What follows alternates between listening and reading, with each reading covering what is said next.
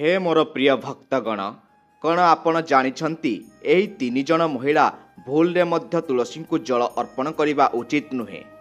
मु आज जो तीन जन महिला विषय कहवाकू जाउछि, जदि सेही महिला माने तुलसी को जल अर्पण करती तेबे तांकु भयंकर परिस्थिति केही मध्य रक्षा करि पारिबे नाही। जदि आपण महाप्रभु जगन्नाथ को भक्ति करती तेबे तले दिया जाइथिबा कमेंट बॉक्स रे जय जगन्नाथ लिखिदेबे एवं वीडियो को लाइक करदेबे।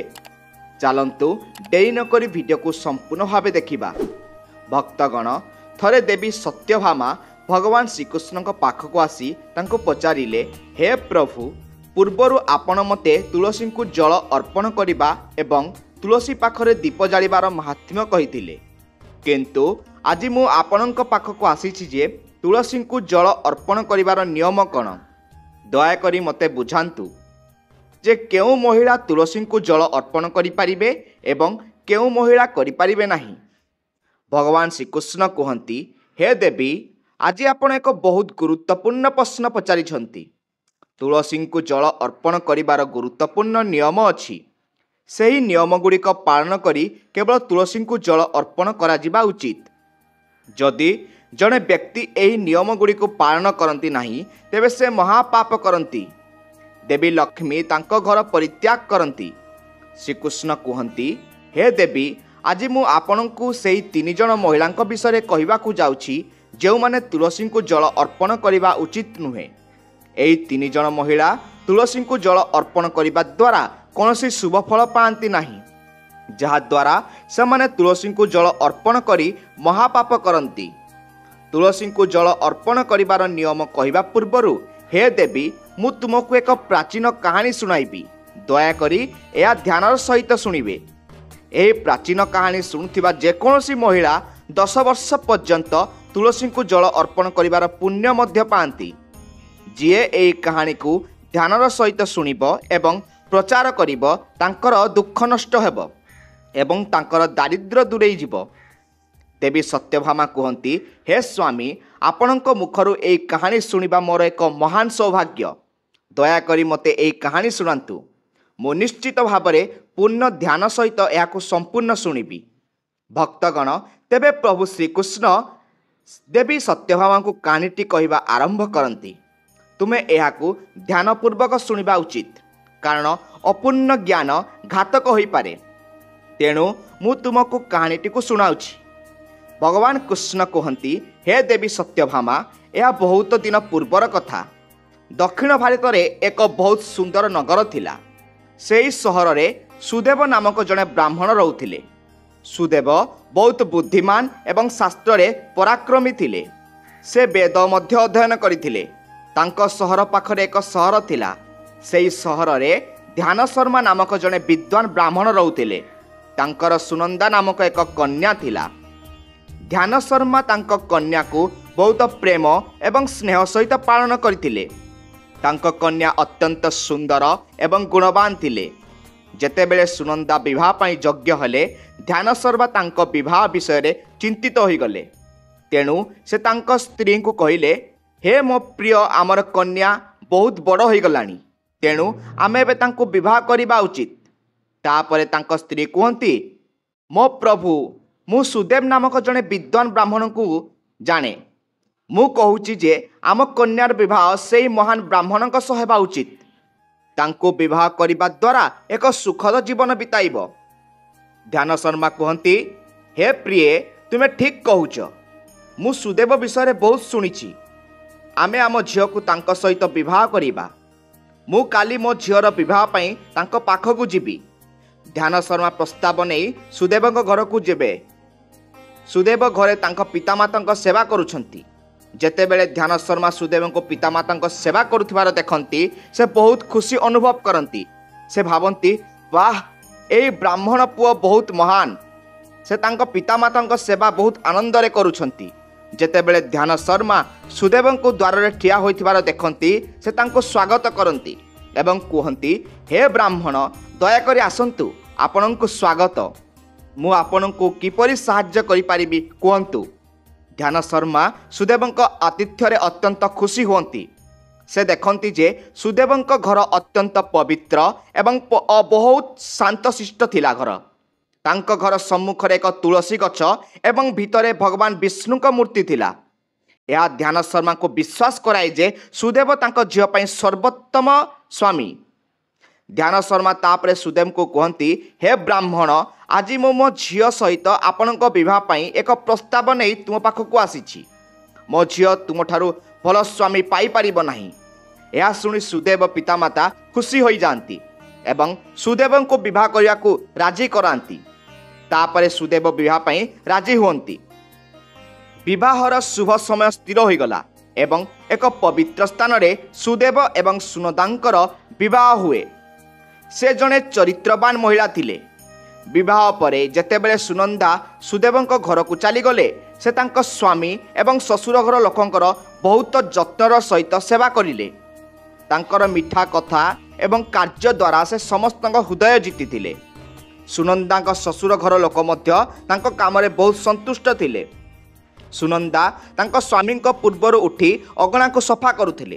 तापरे से घर सफा करुथिले एवं गाधोई दउथिले। स्नान करिबा परे से तुलसी गछ को पानी देउथिले एवं तापरे भगवान विष्णु एवं माँ देवी लक्ष्मी को पूजा करिया पई प्रार्थना कोठरी को जाउथिले। खाद्य प्रस्तुत करिया परे से सेतिरे तुलसी पत्र मिसाई भगवान विष्णु को अर्पण करुथिले। तापरे से तांको स्वामी को खाइबा को देउथिले एवं तापरे निजे खाउथिले। राति रे से तांको पाद मालिश करि दउथिले एवं तांको स्वामी सोइबा परे सोई जाउथिले। सुनंदा जड़े समर्पित स्त्रीर समस्त गुणर अधिकारी थिले एवं तांको स्वामी को परमेश्वर मने करी तांको सेवा करुथिले। सुनंदा केबे भी तांको स्वामी व्यतीत अन्य कोनोसी पुरुषों को मने करि नथिले। से जड़े धार्मिक महिला थिले जे सत्य धर्म पालन करुथिले एवं धार्मिक कार्य करुथिले। से केबे भी कोनोसी पापपुण्य कार्य करू नथिले। सुनंदा का सद्गुण एवं सरल स्वभाव देखि देवी लक्ष्मी तांको प्रति दयालु हेले। देवी लक्ष्मी स्वयं तांको घरे बास करने को आसिले, जहाँ सुनंदा जीवन में सुख एवं समृद्धि को आहुरी वृद्धि करिथिला। भगवान श्रीकृष्ण कहिथिले, हे देवी सत्यभामा, देवी लक्ष्मी केवल से ही महिला को तांकर आशीर्वाद प्रदान करती जो माने निज स्वामी प्रति समर्पित एवं सत्य धर्म को पालन करती। सुनंदा पाखरे जड़े सद्गुणी महिला पाखरे थिबा समस्त गुण थिला, किंतु परे मु आपन को कहिबी जे किपरि सुनंदा का गोटिए भूल जगु देवी लक्ष्मी तांको घर परित्याग करथिले। गोटिए दिन सुनंदा स्वामी गभीर भाव में उत्तेजित होई सकाळ स्नान परे तांको पाखकु आसिले एवं तांको सहित यौन संपर्क स्थापन करी तांको शरीर को अपवित्र कले। तथापि सुनंदा मन मध्य कामनारे प्रभावित थिला। सेतिबाई से तांकर दैनंदिन कार्य भूली गले। तांको स्वामी सहित यौन संपर्क स्थापन करिबा परे से स्नान न करी तुलसी गछ को स्पर्श करी जल अर्पण कले। यह सुनंदा शरीर रे गभीर मोह प्रवेश करिथिला। सुनंदा समस्त इंद्रिय आलोडित हो जाइथिला। सुनंदा सुंदर एवं मनमोहक रूप देखि सुदेव बहुत खुशी हुंती। सुनंदा तांको पूजा घरे प्रवेश करिबा मात्रे देवी लक्ष्मी सुनंदा घर बाहरी से स्थान चली गले। सेबेठारु सुनंदा शरीर में बास करुथिबा महान आसक्ति तांको समस्त धार्मिक कार्य वंचित करदेला। यार सुनंदा स्वामी उपरे मध्य प्रतिकूल प्रभाव पड़िला एवं से मध्य कामाभिलाषी हो गले एवं सुनंदा सहित समय बिताको लागिले। तांकर मन सर्वदा कामनारे लिप्त रहुथिला। तापरे गोटिए दिन सुनंदा स्वामी समस्त सीमा अतिक्रम करी सुनंदा ऋतुस्राव समय तांको सहित यौन संपर्क स्थापन कले, जहा जगु ब्रह्म हत्यार पाप तांको स्वामी शरीर में प्रवेश कला। हे देवी सत्यभामा, जेतेबेले जड़े महिला ऋतुस्राव करती ब्रह्म हत्यार पाप तांको शरीर में 3 दिन पर बास करे। कारण भगवान ब्रह्मा इंद्र शरीर ब्रह्म हत्यार पाप दूर करी तांको वृक्ष जल अग्नि एवं अप्सरा मानंको आलिंगन करने को कहिथिले। सेबेठारु ऋतुस्राव समय महिला मानंको शरीर में ब्रह्म हत्यार पाप बास करे एवं ऋतुस्राव समय जेकोसी पुरुष कोनसी महिला को स्पर्श करे किंबा सेमानंको सहित यौन संपर्क रखे से सही पापर शिकार हुए। ब्रह्म हत्यार से समान पाप सुनंदा स्वामी शरीर में प्रवेश कला ଏବଂ ସେ ଭୂମିରେ ପଡ଼ିଗଲେ। ତାଙ୍କୁ ତୁରନ୍ତ କୁଷ୍ଠ ରୋଗ ହୋଇଗଲା। ତାଙ୍କ ସମଗ୍ର ଶରୀର ପୋଡ଼ିଗଲା। ତାଙ୍କ ଶରୀରରେ ଫୋଟକା ଦେଖାଗଲା ଏବଂ ସେ ଯନ୍ତ୍ରଣାରେ ଚିତ୍କାର କରିବାକୁ ଲାଗିଲେ, ହେ ପ୍ରଭୁ, ମୁଁ କେଉଁ ଅପରାଧ କରିଛି? ମୁଁ ଏକ ଭୟଙ୍କର ପାପ କରିଛି। ମୁଁ ସବୁକିଛି ଜାଣି ମଧ୍ୟ ଏକ ଘୋର ପାପ କରିଛି। ଏବେ ମୋତେ କିଏ ରକ୍ଷା କରିବ? ସୁନନ୍ଦାଙ୍କ ଶାଶୁ ତୁରନ୍ତ ସେହି ସ୍ଥାନକୁ ଯାଇ ଦେଖିଲେ ଯେ ତାଙ୍କ ପୁଅ କୁଷ୍ଠରୋଗରେ ଆକ୍ରାନ୍ତ ହୋଇ ଭୂମିରେ ପଡ଼ିଛି। ସେ କ୍ରୋଧିତ ହୋଇ ସୁନନ୍ଦାକୁ କହିଲେ, ହେ ପାପୀ, ତୁମେ କ'ଣ କରିଛ? ତୁମେ ତୁମର ନିଜ ସ୍ୱାମୀଙ୍କ ଧର୍ମକୁ କଳୁଷିତ କରିଛ। ସ୍ୱାମୀଙ୍କ ଅବସ୍ଥା ଦେଖି ସୁନନ୍ଦ ଭୟଭୀତ ହୋଇଗଲେ ଏବଂ ଜୋରରେ କାନ୍ଦିବାକୁ ଲାଗିଲେ। ଶାଶୁ, ମୋତେ କ୍ଷମା କର। ମୁଁ ଏକ ଘୋର ଅପରାଧ କରିଛି। ମୁଁ କାମନାର ପ୍ରଭାବରେ ଏହି ଅପରାଧ କରିଛି। ସୁନନ୍ଦାଙ୍କ ଶାଶୁ କହିଲେ, ହେ ପାପୀ, ଏବେ ଏହି ଘରୁ ବାହାରି ଯାଅ। ତୁମ ପରି ପାପୀ ସ୍ତ୍ରୀ ଏହି ଘରେ ରହିବା ଉଚିତ ନୁହେଁ। ତୁମେ ମୋ ପୁଅର ଜୀବନକୁ ନର୍କ କରିଦେଇଛ। ସୁନନ୍ଦା କହିଲେ, ମା, ମୁଁ କୁଆଡ଼େ ଯିବି? ମୋ ସ୍ୱାମୀ ବ୍ୟତୀତ ଆଉ ମୋର କେହି ନାହାନ୍ତି। ମୁଁ ତାଙ୍କ ବିନା ରହିପାରିବି ନାହିଁ। ସୁନନ୍ଦାଙ୍କ ଶାଶୁ କହିଲେ, ଯାଅ ଏବଂ ଯେକୌଣସି ସ୍ଥାନରେ ଯାଇକି ମରିଯାଅ, କିନ୍ତୁ ତୁମେ ଆଉ ଏହି ଘରେ ରହିପାରିବ ନାହିଁ। ଏହା କହି ସୁନନ୍ଦା ତାଙ୍କୁ ଘରୁ ବାହାର କରିଦେଲେ। ତାପରେ ଦୁଃଖିତ ହୋଇ ସୁନନ୍ଦା ନିଜ ଭୁଲ ପାଇଁ ଗଭୀର ଅନୁତାପ କରି ଘରୁ ବାହାରି ଆସିଲେ। ସେ କ'ଣ କରିବେ ବୁଝିପାରିଲେ ନାହିଁ। ଚାଲି ଚାଲି ସୁନନ୍ଦା ଏକ ଜଙ୍ଗଲରେ ପହଞ୍ଚିଲେ। ସେହି ଜଙ୍ଗଲରେ ଜଣେ ସାଧୁଙ୍କ ଆଶ୍ରମ ଥିଲା। ତାପରେ ସେ ସାହାଯ୍ୟ ମାଗିବା ପାଇଁ ସେହି ଆଶ୍ରମକୁ ଗଲେ, କିନ୍ତୁ ସେଠାରେ କେହି ନଥିଲେ। ସୁନନ୍ଦା ଏହି ଆଶ୍ରମକୁ ଯାଇ ବସି ପଡ଼ିଲେ ଏବଂ ନିଜ ଦୋଷ ବିଷୟରେ ଭାବି ଦୁଃଖିତ ହେବାକୁ ଲାଗିଲେ। ତାପରେ କିଛି ସମୟ ପରେ ଜଣେ ସାଧୁ ଯାହାଙ୍କର ଆଶ୍ରମ ଥିଲା ସେହି ଆଶ୍ରମକୁ ଆସିଲେ। ଯେତେବେଳେ ସେ ଜଣେ ମହିଳାଙ୍କୁ ତାଙ୍କ ଆଶ୍ରମରେ ଦୁଃଖରେ ବସିଥିବାର ଦେଖନ୍ତି, ସେ ଆଶ୍ଚର୍ଯ୍ୟ ହୋଇ ତାଙ୍କ ପାଖକୁ ଯାଇ ତାଙ୍କୁ ପଚାରନ୍ତି, ହେ ଦେବୀ, ତୁମେ କିଏ ଏବଂ ତୁମେ ଏହି ସ୍ଥାନରେ ଏକା କାହିଁକି ବସିଛ? ତାପରେ ମହିଳା ଜଣକ କୁହନ୍ତି, ହେ ମୁନିବର, ମୋର ନାମ ହେଉଛି ସୁନନ୍ଦା। ମୁଁ ଏକ ମହାପାପ କରିଛି। ଏହି କାରଣରୁ ମୁଁ ମୋ ପରିବାରରୁ ଅଲଗା ହୋଇ ଏହି ସ୍ଥାନରେ ଆସିଛି। ଋଷି କୁହନ୍ତି, ହେ ଦେବୀ, ତୁମେ କ'ଣ କହୁଛ? ତୁମେ କେଉଁ ପାପ କରିଛ? ମୋତେ ବିସ୍ତାରିତ ଭାବରେ କୁହ। ଯଦି ମୁଁ ତୁମକୁ କୌଣସି ପ୍ରକାର ସାହାଯ୍ୟ କରିପାରିବି, ତେବେ ମୁଁ ନିଶ୍ଚିତ ଭାବରେ ଚେଷ୍ଟା କରିବି। ସୁନନ୍ଦା କୁହନ୍ତି, ହେ ମୁନିବର, ମୁଁ ଏକ ମହାପାପ କରିଛି। ମୁଁ ମୋର ଋତୁସ୍ରାବ ସମୟରେ ମୋ ସ୍ୱାମୀଙ୍କ ସହିତ ଯୌନ ସମ୍ପର୍କ ରଖିଥିଲି। ଏହି କାରଣରୁ ମୋ ସ୍ୱାମୀ କୁଷ୍ଠ ରୋଗରେ ଆକ୍ରାନ୍ତ ହୋଇଛନ୍ତି ଏବଂ କଷ୍ଟ ପାଉଛନ୍ତି। ସେ ମାଆକୁ କୁହନ୍ତି, ଝିଅ, ଚିନ୍ତା କର ନାହିଁ। ତୁମେ କରିଥିବା ପାପର ପ୍ରାୟଶ୍ଚିତ କର। ତୁମେ ଏଥିରୁ ମୁକ୍ତ ହେବ। ଏହି ଆଶ୍ରମରେ ବସି ଭଗବାନ ବିଷ୍ଣୁଙ୍କୁ ପୂଜା କର। ପ୍ରତିଦିନ ତୁଳସୀ ଗଛକୁ ଜଳ ଅର୍ପଣ କର ଏବଂ ଗୋମାତାଙ୍କର ସେବା କର। ତୁମର ସ୍ୱାମୀ ଶୀଘ୍ର ସୁସ୍ଥ ହୋଇଯିବେ। ତାପରେ ସୁନନ୍ଦା ସେଠାରେ ରହି ପ୍ରତିଦିନ ଭଗବାନ ବିଷ୍ଣୁଙ୍କୁ ପୂଜା କରିବା ଆରମ୍ଭ କରନ୍ତି। ପ୍ରତିଦିନ ସ୍ନାନ ପରେ ସେ ବ୍ରହ୍ମଚର୍ଯ୍ୟ ପାଳନ କରନ୍ତି, ତୁଳସୀ ଗଛକୁ ଜଳ ଅର୍ପଣ କରନ୍ତି ଏବଂ ଭଗବାନ ବିଷ୍ଣୁଙ୍କୁ ତୁଳସୀ ପତ୍ର ଅର୍ପଣ କରନ୍ତି। ସେ ତାଙ୍କର ସେବା କରନ୍ତି। ସାରା ଦିନ ସେ ଭଗବାନ ବିଷ୍ଣୁଙ୍କ ମୂର୍ତ୍ତି ସମ୍ମୁଖରେ ବସି ତାଙ୍କୁ ପୂଜା କରନ୍ତି। ଏହିପରି ଗୋଟିଏ ବର୍ଷ ବିତିଯାଏ।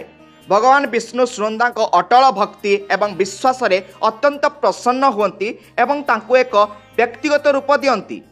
ଭଗବାନ ବିଷ୍ଣୁଙ୍କ ତାଙ୍କ ସମ୍ମୁଖରେ ଠିଆ ହୋଇଥିବା ଦେଖି ସୁନନ୍ଦା ତାଙ୍କୁ ବାରମ୍ବାର ପ୍ରଣାମ କରନ୍ତି। ଭଗବାନ ବିଷ୍ଣୁ ତାପରେ ସୁନନ୍ଦାଙ୍କୁ କୁହନ୍ତି, ଝିଅ, ତୁମେ ମୋତେ ବହୁତ ବିଶ୍ୱାସ ଏବଂ ଭକ୍ତିର ସହିତ ପୂଜା କରିଛ। ସେଥିପାଇଁ ମୁଁ ତୁମ ଉପରେ ପ୍ରସନ୍ନ। ମୋତେ କୁହ, ତୁମର ଇଚ୍ଛା କ'ଣ? ସୁନନ୍ଦା ଉତ୍ତର ଦିଅନ୍ତି, ପ୍ରଭୁ, ଦୟାକରି ମୋତେ କୁହ ଯେ ମୋର କେଉଁ ଦୋଷ ମୋ ଭିତରେ କାମନା ସୃଷ୍ଟି କରିଛି, ଯାହା ଯୋଗୁଁ ମୁଁ ଏକ ମହାପାପ କଲି ଏବଂ ମୋ ସ୍ୱାମୀ କୁଷ୍ଠ ରୋଗରେ ପୀଡ଼ିତ ହେଲେ। ଭଗବାନ ବିଷ୍ଣୁ କୁହନ୍ତି, ହେ ଝିଅ, ଏବେ ଧ୍ୟାନ ଦେଇ ଶୁଣ। ତୁମେ ଅଜାଣତରେ ଏକ ପାପ କରିଛ, ଯାହା ଯୋଗୁଁ ତୁମ ଭିତରେ ମହା ଆସକ୍ତି ପ୍ରବେଶ କରିଛି। ଗୋଟିଏ ଦିନ ତୁମ ସ୍ୱାମୀଙ୍କ ସହ ସମ୍ପର୍କ ସ୍ଥାପନ କରିବା ପରେ ତୁମେ ସ୍ନାନ ନ କରି ତୁଳସୀ ମାତାଙ୍କୁ ଜଳ ଅର୍ପଣ କଲ। ଯେତେବେଳେ ସ୍ୱାମୀ ଏବଂ ସ୍ତ୍ରୀ ସହବାସ କରନ୍ତି, ସେମାନଙ୍କର ଶରୀର ଅପବିତ୍ର ହୋଇଯାଏ ଏବଂ ଏପରି ଅବସ୍ଥାରେ ତୁଳସୀକୁ କେବେ ବି ସ୍ପର୍ଶ କରିବା ଉଚିତ ନୁହେଁ। ତୁଳସୀ ହେଉଛି ଦେବୀ ଲକ୍ଷ୍ମୀଙ୍କ ଏକ ରୂପ। ତୁମେ ଅଶୁଦ୍ଧ ଅବସ୍ଥାରେ ତୁଳସୀଙ୍କୁ ଜଳ ଅର୍ପଣ କଲ, ଯାହା ଯୋଗୁଁ ଦେବୀ ଲକ୍ଷ୍ମୀ ତୁମ ଘରୁ ଚାଲିଗଲେ। କିନ୍ତୁ ତାପରେ ତୁମ ଭିତରେ ମହାଆସକ୍ତି ପ୍ରବେଶ କଲା। ସେହି ମହାଆସକ୍ତି ଯୋଗୁଁ ତୁମ ଏବଂ ତୁମ ସ୍ୱାମୀଙ୍କ ମଧ୍ୟରେ କାମନାର ପ୍ରଭାବ ବୃଦ୍ଧି ପାଇଲା एवं ऋतुस्राव समय जड़े महिला सहित संपर्क जोगु तुम स्वामी कुष्ठ रोग पीड़ित हेले। प्रभु मु अजाणतरे महापाप करिदेछि, एही पापर प्रायश्चित कौन? भगवान विष्णु कहते सुनंदा तुमे गोटे वर्ष पाए ब्रह्मचर्य पालन करी एही पापर प्रायश्चित करिछ, तेणु तुमे एबे पापरु मुक्त। सुनंदा कहते प्रभु दयाकरी मते कहतु जे केउ अवस्था तुलसी को जल देवा उचित नुहे एवं तुलसी को जल देवार नियम कौन? भगवान विष्णु कहते सुनंदा एबे मु तुमको तुलसी को जल देवार नियम कहबी, ध्यान दे शुण। सुनंदा तुलसी एक अत्यंत पवित्र गछ, एहा मो पाई सबुठारु प्रिय, सेथिपाई एहार पवित्रता बजाय रखिबा उचित। एही गछ को केबे भी अशुद्ध अवस्था स्पर्श करिबा उचित नुहे। ऋतुस्राव हेउतिबा महिला केबे भी एही गछ को स्पर्श करिबा उचित नुहे। ऋतुस्राव समय जड़े महिला शरीर में ब्रह्म हत्या पाप आसी थाए। एपरी परिस्थिति रे जड़े महिला तुलसी को जल देवा उचित नुहे। कौनसी पुरुष किंबा महिला जन संपर्क पर तुलसी गछ को स्पर्श करिबा उचित नुहे किंबा एहा को जल अर्पण करिबा उचित नुहे। जन संपर्क पर पुरुष एवं महिला शरीर में अशुद्ध हो जाए। एपरी परिस्थिति रे तुलसी गछ को स्पर्श करिबा पाप बोली विवेचना करा जाए। देवी लक्ष्मी एपरी स्थान चली जाती। हे झियो, जो महिला तांको स्वामी को परित्याग करिसंती, जी विवाह पर तांको स्वामी को छाड़ी अन्य पुरुषों सहित रहउछंती, एपरी महिला मध्य तुलसी को जल अर्पण करिबा उचित नुहे। केवल भक्त महिला माने तुलसी पूजा करिबार अधिकार पाइछंती। सती महिला तुलसी को जल अर्पण करिबा उचित। एहा सुनंदा मु एबे तुमको तुलसी को जल अर्पण करिबा संबंध रे विशिष्ट गुरुत्वपूर्ण नियम कहि सारिछि, दयाकरी एगुड़ी को मन रखंतु। तापरे सुनंदा कहती हे प्रभु मो स्वामी कुष्ठ रोग पीड़ित, दयाकरू तांकर रोगरु मुक्त करांतु। तापरे भगवान विष्णु कहती सुनंदा तुमे गोटे वर्ष धरी एही तुलसी गछ को पूजा करिछ, एहा एक अत्यंत पवित्र गछ। एबे एहार पत्र नहीं तुमे तुम स्वामी को खाइबा को दियो, से रोग एवं पापर मुक्त हेबे। यह कही भगवान विष्णु अदृश्य हो जाती। यह शुणी सुनंदा बहुत खुशी हो जाती एवं भगवान विष्णु को बारंबार प्रणाम करी तांको धन्यवाद दियंती। तापरे सुनंदा तुलसी गछरु किछि पत्र छिंडाई घर को जाई तांको कुष्ठ रोगी स्वामी को पानी रे मिसाई तांको पियई दियंती, से ताको खाइबा को दियंती। तुलसी पत्र खाइबा परे तांको स्वामी तुरंत सुस्थ होई सुनंदा को आलिंगन करती। सुनंदा को सासु एई चमत्कार देखि अत्यंत खुशी हो जाती एवं सेमाने समस्ते सर्वदा खुशी जीवन यापन करती। भगवान श्रीकृष्ण सत्यभामा कहती जे एही परिस्थिति रे महिला माने तुलसी को पानी अर्पण करिबा किंबा छुईबा उचित नुहे, नचेत सेमाने अशुभ परिणाम भोग करिवे। जेपरी सुनंदा सहित घटीथिला। बंधुगण आसंतु तेबे तुलसी गछ सहित जड़ित गुरुत्वपूर्ण नियम शिखिबा। शास्त्र अनुसार सोमवार, बुधवार एवं रविवार तुलसी गछ लगाइबा पई शुभ दिन, तथापि सूर्य ग्रहण एवं चंद्र ग्रहण परि ग्रहण समय केवल तुलसी गछ लगाइबा उचित नुहे। तुलसी गछ को माटी पात्र लगाइबा भल। घरर मुख्य प्रवेश द्वार सम्मुख रे एक सुंदर पत्र तुलसी गछ लगाइबा उचित। तुलसी पात्र को सर्वदा भूमि रे किंबा उच्च स्थान रखिबा उचित, किंतु यह को केबे भी झुलाइबा उचित नुहे। तुलसी गछ पाई भल माटी व्यवहार करा जिबा उचित। अशुभ स्थान रे माटी को केबे भी तुलसी पात्र रखिबा उचित नुहे। उदाहरण स्वरूप श्मशान भूमि, नाल किंबा शौचालय माटी केबे भी तुलसी पात्र व्यवहार करिबा उचित नुहे। जो माने प्रतिदिन तुलसी गछ पूजा करती से माने यह को केबे भी माटी तले लगाइबा उचित नुहे। यह को माटी तले लगाइबा द्वारा तुलसी गछ पवित्र हुए एवं यह अत्यधिक बड़ होता है। पूजा करने कष्टकर होता है एवं लोक मैंने यार ढाल भांगी दियंती। यह व्यतीत जदि अणदेखा कराए तेबे पशु मैंने यह क्षति पहुंचाई पारती। तुलसी गछ लगाइबा उत्तर उत्तर पूर्व पूर्व दिग को सर्वोत्तम बोली विवेचना कराए। उत्तर पूर्व दिगरे विशेष भाव में शुभ।